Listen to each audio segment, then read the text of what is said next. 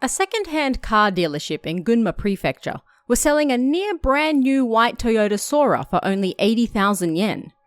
For that incredibly low price, there had to be something wrong with it, right? The previous owner was a young man, and as soon as he bought the car, he invited his girlfriend to go for a drive. She was beyond happy to head out in her boyfriend's brand new Sora.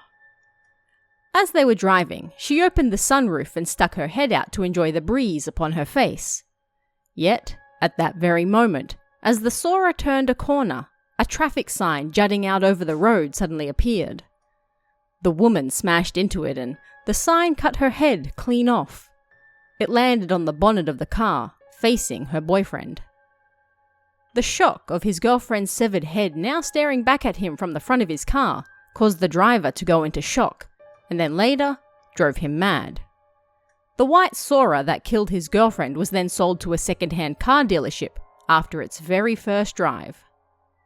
Yet the next owner claimed to hear the cries of a woman inside the car whilst driving, and even though nobody else was in the car with them, they could vaguely make out the shape of a woman sitting in the passenger's seat as well. As such, they returned the car as well. And this continued, regardless of who bought the car after. The dealership struggled to get rid of the car, even at the low price of 80,000 yen, because it always came back. If you don't mind going for a drive with the ghost of a young woman, then why don't you drop by the dealership in Gunma Prefecture and look for the haunted white Sora? Also known as the beheading Sora, this urban legend has been around since the 1980s or 90s and goes by several variations. The one thing all versions of the story have in common is that there's a white Toyota Sora that's been sold for an incredibly cheap price at a second-hand dealership, and that car keeps returning because whoever buys it ultimately dies in the same manner as the original owner. Haunted car stories are a dime a dozen, even in Japan, but it's believed this story may have made its way to Japanese shores from the USA. It's likely to have been influenced, if not based on entirely, by the legend of James Dean's cursed Porsche.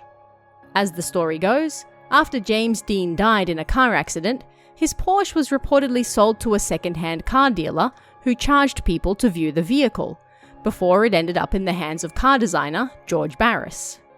Barris intended to sell the parts, yet when the car was delivered, it rolled off the truck and broke a mechanic's legs.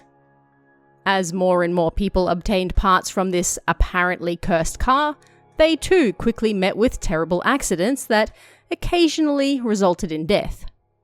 It seemed that car continued killing, even after being dismantled and repurposed into other cars. The whereabouts of some of the car parts remain unknown today. James Dean was incredibly popular in Japan as well, so it's not hard to believe that this legend would spread from America and then morph into the story that's known today.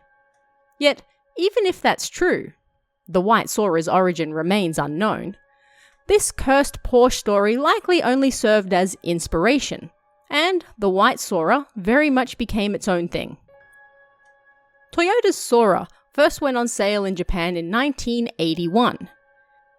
Considered a personal luxury car, owning one of these Soras became a status symbol, and it was soon followed by a high society car boom and a super white boom. The first speaks for itself. For a brief period, high society cars became all the rage. But what exactly is a super white boom? This is important because it plays directly into the legend. Before the 1980s, white cars existed, of course, but they were more of a creamy white than the pure white we think of today. In 1981, Toyota developed what they called super white. This colour was far less creamy and more what we would expect a white car to look like today. This super white was only used on expensive cars and became a status symbol in and of itself. This was followed over the years by Super White 2 and Super White 3, and people clamoured to get their hands on these new, high-quality, pure white cars.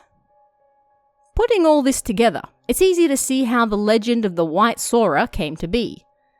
The Sora was a personal luxury car that cost a lot of money, and simply owning one was a status symbol.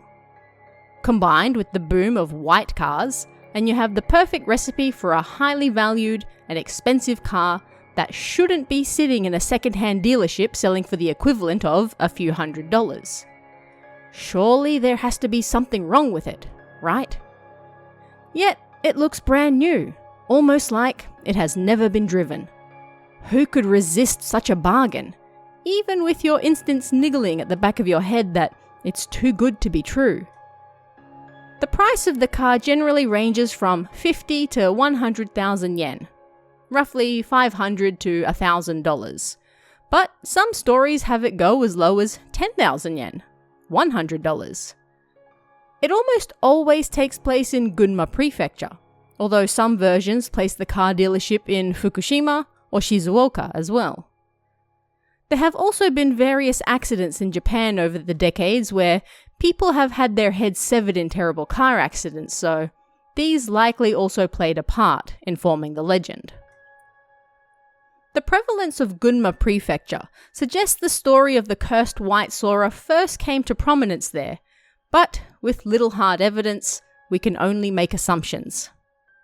In any case, if you happen upon a cheap white Sora while out in Gunma Prefecture one day, perhaps best to keep moving and not let yourself become its next victim. But what do you guys think of this one? Let me know in the comments below, and I'll see you again next time.